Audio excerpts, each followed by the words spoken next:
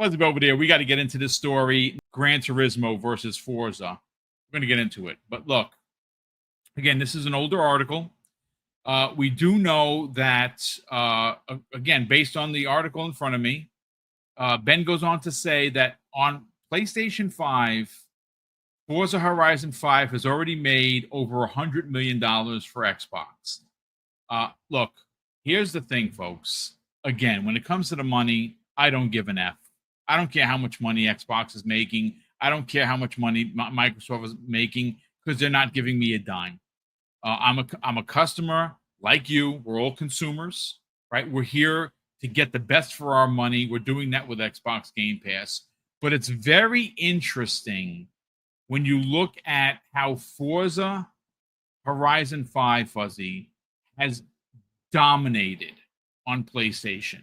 Now, again, I don't have the actual to-date numbers of how many players across Xbox, PC, and PS5 they are. I think someone had made mention, I think in last week's show, that they were over 46 million players.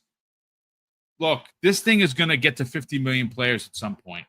Now, does that mean that it has 50 million copies sold? No, that's not what that means. It means that potentially 50 million players have played this game, basically started the game.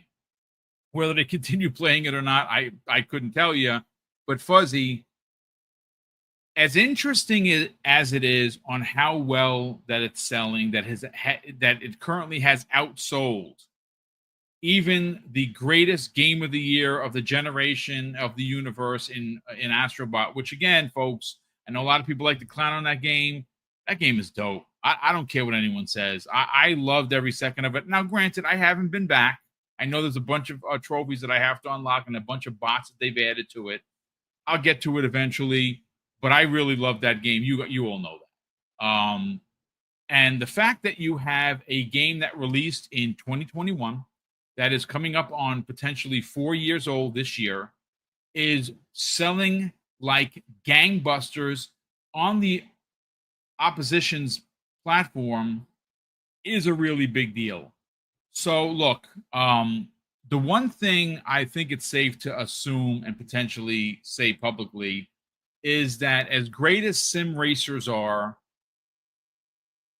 it's a niche market. And I'm not being facetious. Look, we talked about this I would even say a couple of months ago, Fuzzy, where Gran Turismo 7 on the PS5 has sold extremely well. To the point of, I think it's like 14 million, somewhere around there. It's a lot of copies. That's fantastic for a game that's considered quote unquote niche. But interestingly enough, what I want to talk about is we just witnessed the dismantling of Turn 10 Studios, right? Now, you played it. I played it. I'm not a sim guy. I'm an arcade racer guy. Apparently, arcade racers are a much easier brand to sell. I mean, I think it's just common knowledge that that's in fact the case. Yeah. But we don't know we know that Turn 10, the studio itself, hasn't been closed.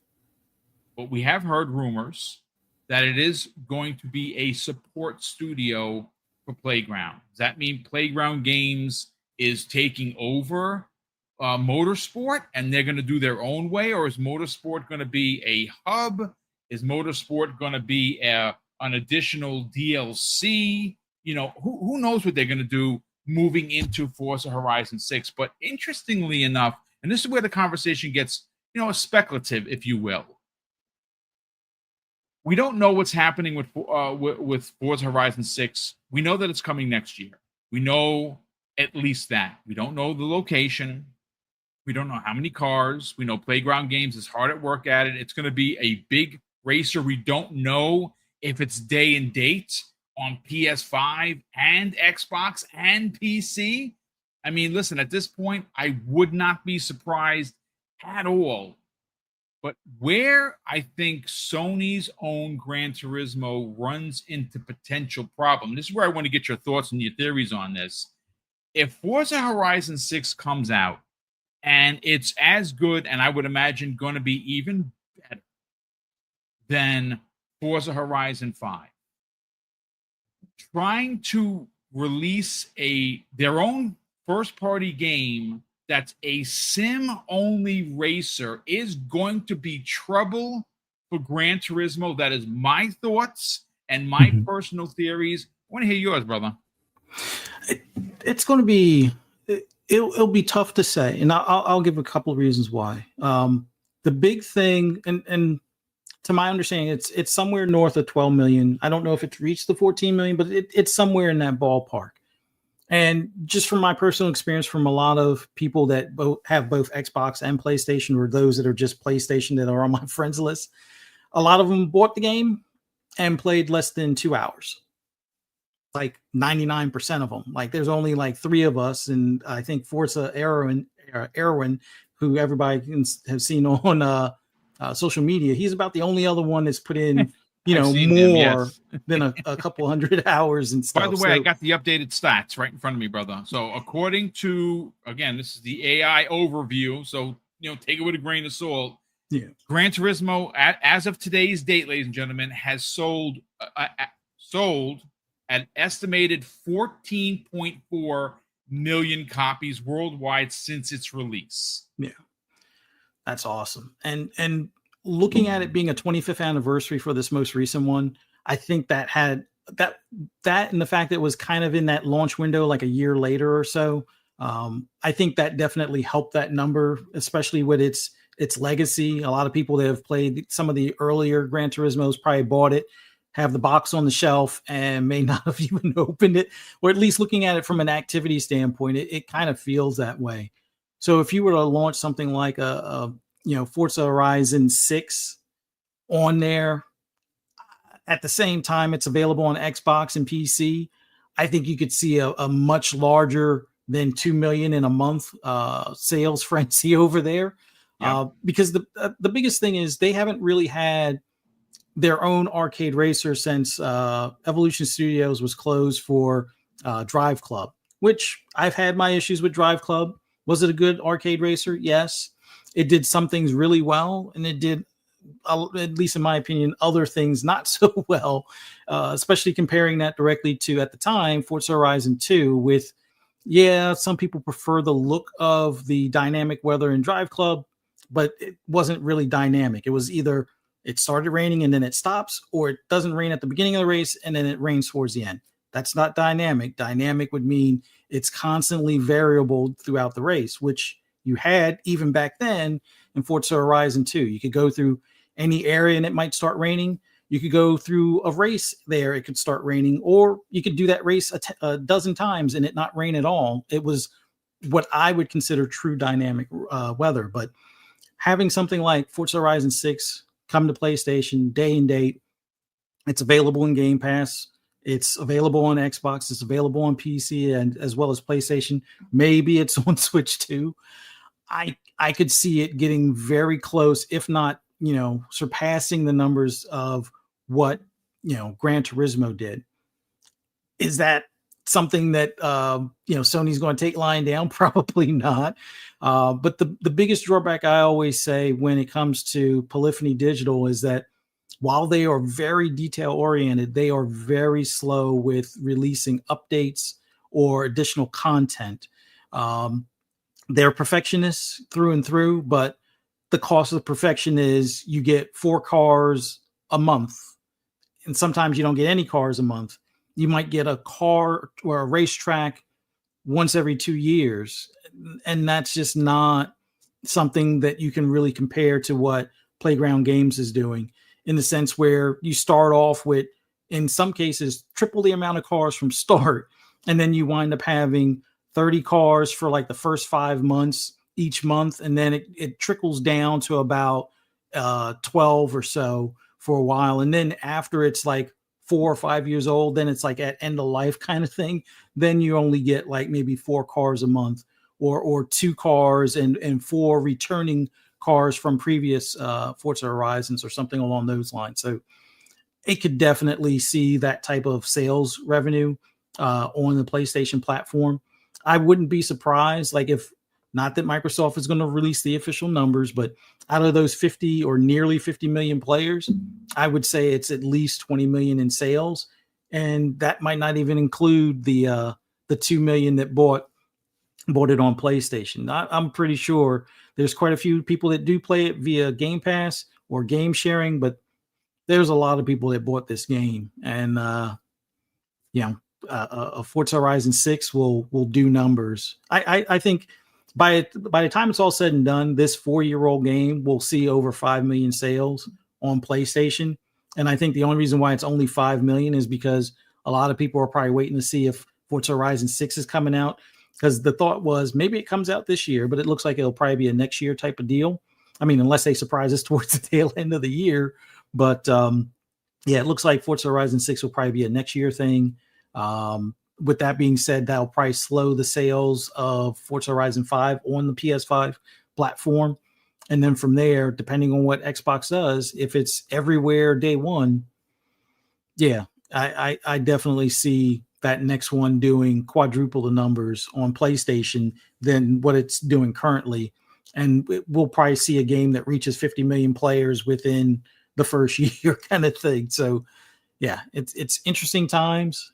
I could definitely see like what you're saying as far as it surpassing what Gran Turismo does, but there's going to be Gran Turismo loyalists that are still going to buy Gran Turismo, and that they might pick up, Forza Horizon, or they'll likely pick up Forza Horizon just for the, even if it's just to simulate like, oh, I'm driving these newer cars, which that's another Achilles heel of Gran Turismo.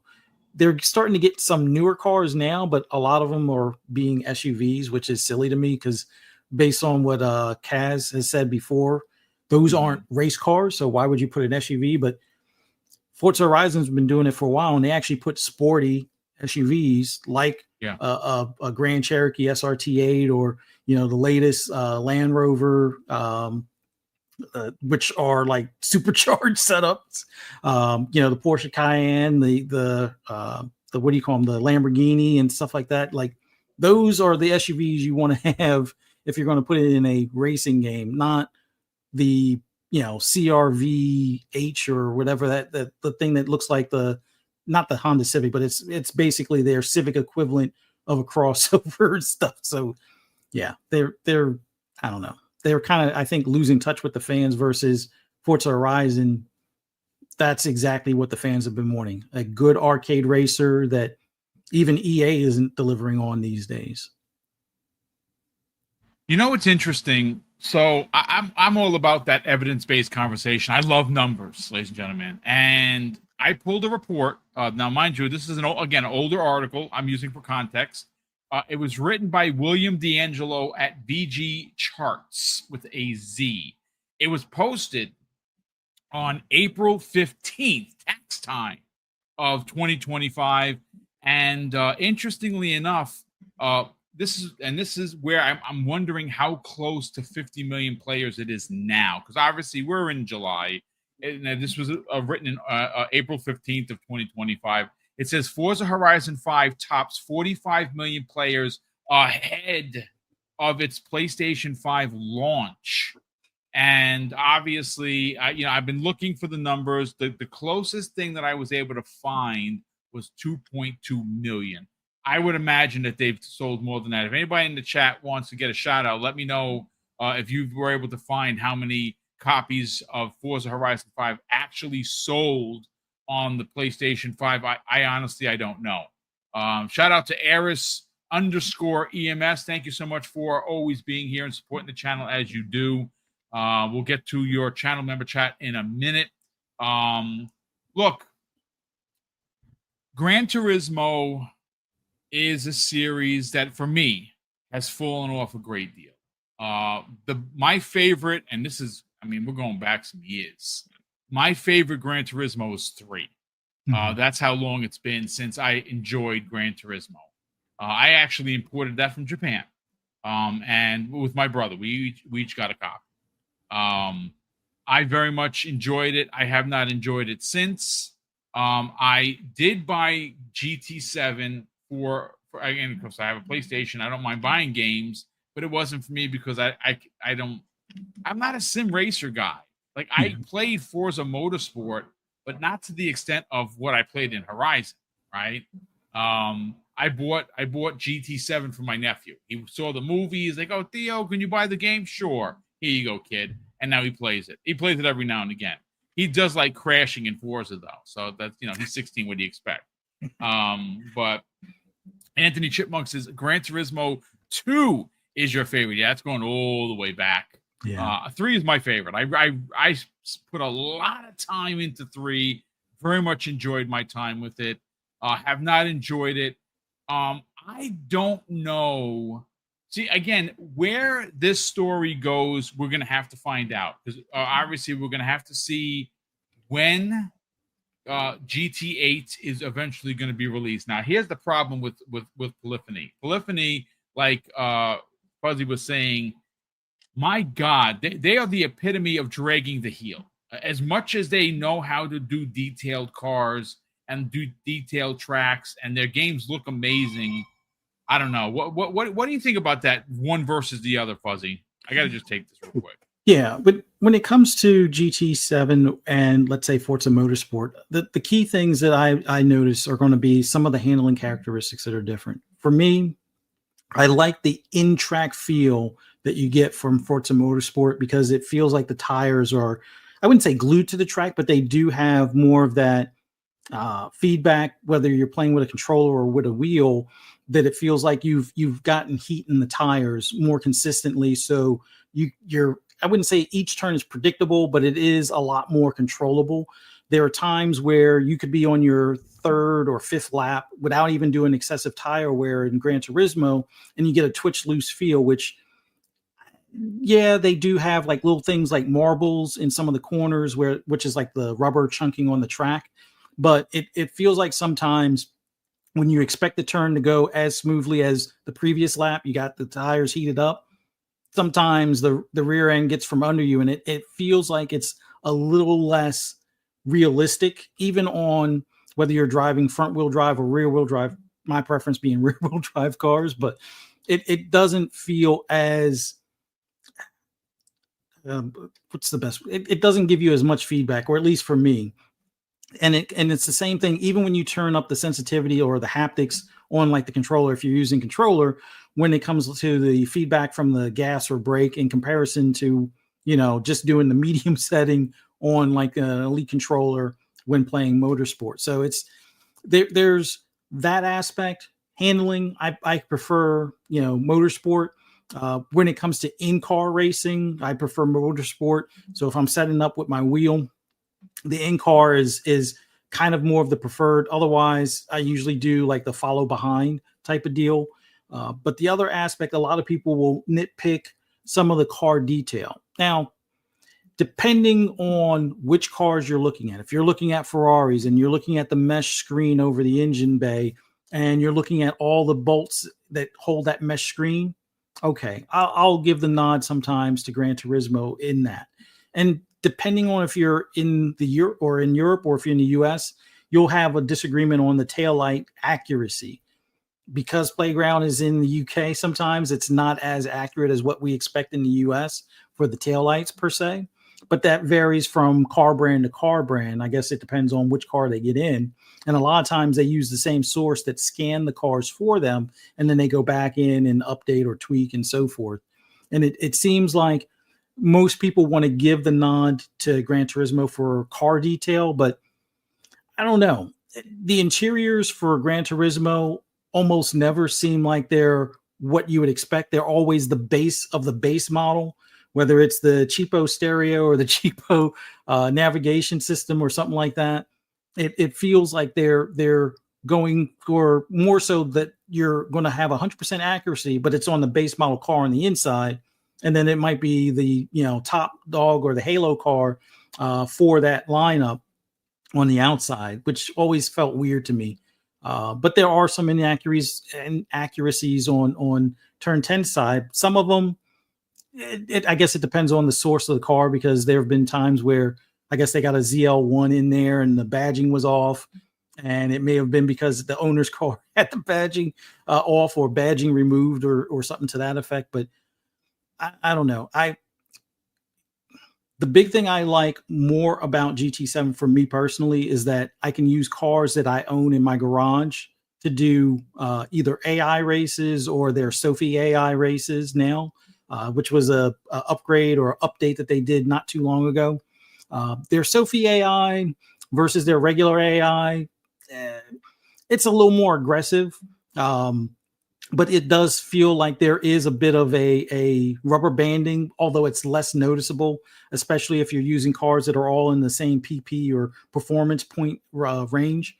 When it comes to motorsport, even though they've overhauled their AI is better at start or the first turn than it used to be compared to 7.